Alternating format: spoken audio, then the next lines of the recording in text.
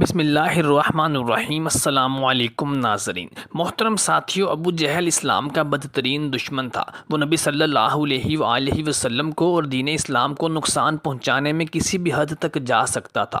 حضرت عباس بن عبد المطلب فرماتے ہیں کہ ایک دن میں مسجد حرام میں بیٹھا ہوا تھا کہ ابو جہل آیا اور کہنے لگا کہ میں نے رب کعبہ سے نظر مانی ہے کہ اگر میں نے محمد کو سجدے کی حالت میں دیکھوں گا تو نعوذ باللہ میں اپنا قدم ان کی گردن پر رکھوں گا۔ یہ سن کر میں نے نبی صلی اللہ علیہ وآلہ وسلم کی خدمت میں حاضر ہوا اور ان کو ابو جہل کے اس ارادے سے آگاہ کیا تو نبی کریم صلی اللہ علیہ وآلہ وسلم سخت غضبناک ہو کر اٹھے اور مسجد حرام میں تشریف لے گئے۔ میں نے کہا کہ آج بڑا شر اور فساد کا دن ہے۔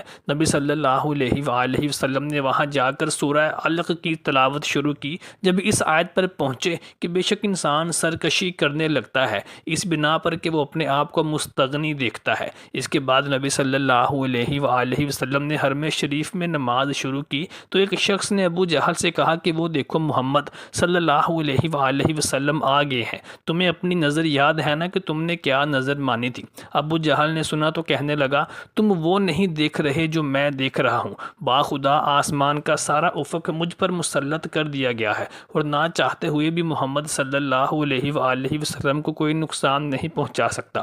ایک روز نبی کریم صلی اللہ علیہ وآلہ وسلم حرم شریف کے قریب نماز پڑھ رہے تھے تو یہ مغرور ملعون شخص کہنے لگا کہ میں نے یہاں نماز پڑھنے سے تم کو منع کیا تھا، تمہیں معلوم نہیں کہ جتنے میرے دوست ہیں اتنے اور کسی کے نہیں ہیں۔ اتنے میں نبی کریم صلی اللہ علیہ وآلہ وسلم کے پاس جبریل امین حاضر ہوئے اور اللہ تعالیٰ کا پیغام سنایا جس کا ترجمہ کچھ یوں تھا کہ پس وہ لائے اپنے ہم نشینوں کو اپنی مدد کے لیے، ہم جہنم کے فرشتے بلائیں گے۔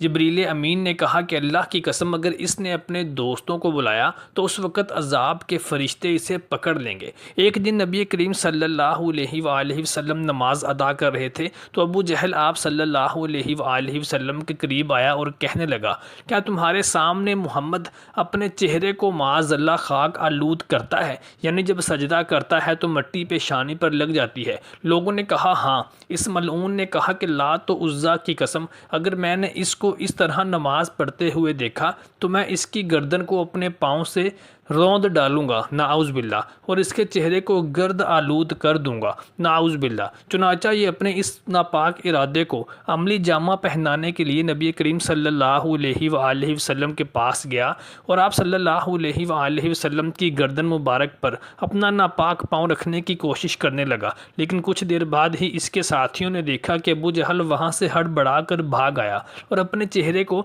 اپنے ہاتھوں سے بچاتا رہا۔ اس کے ساتھیوں نے کہا کہ تمہیں کیا ہو گیا؟ تو کہنے لگا کہ خدا کی قسم میں نے دیکھا کہ میرے اور محمد صلی اللہ علیہ وآلہ وسلم کے درمیان میں ایک خندق حائل کر دی گئی تھی جو کہ آگ سے بھری ہوئی تھی اور آگ کی لپٹیں میری طرف لپک رہی تھیں۔ نبی کریم صلی اللہ علیہ وآلہ وسلم کو جب اس واقعہ کا پتہ چلا تو آپ صلی اللہ علیہ وآلہ وسلم نے ارشاد فرمایا کہ وہ اللہ تعالیٰ کے عذاب کے فرشتے تھے، اگر وہ ایک قدم بھی میری جانب بڑھاتا تو اللہ تعالیٰ کے وہ عذاب کے فرشتے اس کو ٹکڑے ٹکڑے کر دیتے۔ محترم ساتھیوں، مکہ مکرمہ میں اسلام کے اور نبی کریم صلی اللہ علیہ وآلہ وسلم کے دو بڑے دشمن تھے جو نہایت ظالم، سفاک اور مکار تھے۔ ان میں ایک ابو جہل اور ایک ابو لہب تھا۔ بہت سے لوگ عام طور پر ابو جہل اور ابو لہب کو ایک ہی شخص سمجھتے ہیں، جبکہ کچھ لوگ ان دونوں کو نبی کریم صلی اللہ علیہ وآلہ وسلم کا چچا بھی مانتے ہیں، جبکہ ایسا نہیں ہے۔ ابو جہل کا اصل نام عمر بن حشام تھا۔ یہ قریش خاندان سے تعلق رکھتا تھا، لیکن نبی صلی اللہ علیہ وآلہ وسلم سے اس کا کوئی بھی قریبی رشتہ نہیں تھا۔ بعض لوگ اس کو بھی آپ صلی اللہ علیہ وآلہ وسلم کا چچا ہی سمجھتے ہیں، لیکن یہ غلط ہے، اس لیے کہ آپ صلی اللہ علیہ وآلہ وسلم کے دادا عبد المطلب اور ابو جہل کے ماں باپ کا آپس میں کوئی رشتہ نہ تھا، بلکہ عبد المطلب عبد المناف کے خاندان کے تھے اور ابو جہل مخزومی قبیلہ اور خاندان کا تھا۔ ان دونوں میں خون کا رشتہ نہیں تھا۔ ابو جہل غزوہ بدر میں عبرت ناک موت مرا۔ یہ دو کمسن مجاہدین معاذ اور معوذ جو کہ دو حقیقی بھائی تھے ان کے ہاتھوں مرا تھا۔ اللہ تعالیٰ نے دین اسلام اور نبی کریم صلی اللہ علیہ وآلہ وسلم کے سب سے بڑے اور خطرناک دشمن کو دو کمسن بچوں کے ہاتھوں واصل جہنم کیا۔ ابو لہب کا اصل نام عبد العزیٰ بن عبد المطلب تھا۔ اس کی اصل کنیت ابو عتیبہ تھی، لیکن اس کے والد عبد المطلب اس کے چہرے کی سرخی کی وجہ سے اس کو ابو لہب کہہ کر پکارتے تھے۔ ابو لہب نبی صلی اللہ علیہ وآلہ وسلم کا سگا چچا تھا۔ جب اس کو اس کی لونڈی نے بتایا کہ تمہارے بھائی عبداللہ کے گھر بیٹا پیدا ہوا ہے تو یہ بہت خوش ہوا، اور اس نے یہ خوشخبری دینے والی اپنے لونڈی حضرت سویبہ کو آزاد کر دیا۔ ابو لہب اسلام کے بڑے دشمنوں میں سے ایک تھا۔ جب نبی صلی اللہ علیہ وآلہ وسلم نے اللہ کی توحید اور نبوت کا اعلان کیا تو ابو لہب نے سخت مخالفت کی اور آپ صلی اللہ علیہ وآلہ وسلم کی شان اقدس میں گستاخی پر اتر آیا۔ جب خدا کی طرف سے رشتہ داروں کو دین کی دعوت دینے کا حکم ہوا تو نبی صلی اللہ علیہ وآلہ وسلم نے کوہ صفا پر چڑھ کر قریش والوں کو پکارا۔ جب سب اکٹھے ہوئے تو آپ صلی اللہ علیہ وآلہ وسلم نے فرمایا، اگر میں تمہیں کہوں کہ اس پہاڑی کے پیچھے لشکر تم پر حملہ کرنے والا ہے تو کیا تم میری بات کا یقین کر لو گے؟ سب نے یک زبان ہو کر کہا، ہاں ہم یقین کر لیں گے، کیونکہ آپ صلی اللہ علیہ وآلہ وسلم نے کبھی جھوٹ نہیں بولا اور آپ صلی اللہ علیہ وآلہ وسلم صادق اور امین ہے۔ تو نبی صلی اللہ علیہ وآلہ وسلم نے ارشاد فرمایا کہ پھر میں خدا کے حکم سے تمہیں ایک عذاب سے آگاہ کرنے کے لیے آیا ہوں جو دشمنوں کے حملے سے بھی زیادہ خطرناک ہے۔ جب نبی کریم صلی اللہ علیہ وآلہ وسلم نے یہ الفاظ ارشاد فرمائے تو ابو لہب نے آپ صلی اللہ علیہ وآلہ وسلم کی سخت مخالفت کرتے ہوئے کہا کہ غارت ہو تم پر، نعوذ باللہ، تو نے ہمیں اس لیے بلایا ہے۔ اس پر سورہ لہب نازل ہوئی تھی۔ جب حضور صلی اللہ علیہ وآلہ وسلم لوگوں کو اللہ کا پیغام دیتے تو ابو لہب نبی صلی اللہ علیہ وآلہ وسلم کی تردید کرتا اور لوگوں سے کہتا کہ یہ جھوٹا ہے اور اپنے آباء و اجداد کے دین کو چھوڑ کر اپنا جھوٹا دین پھیلا رہا ہے۔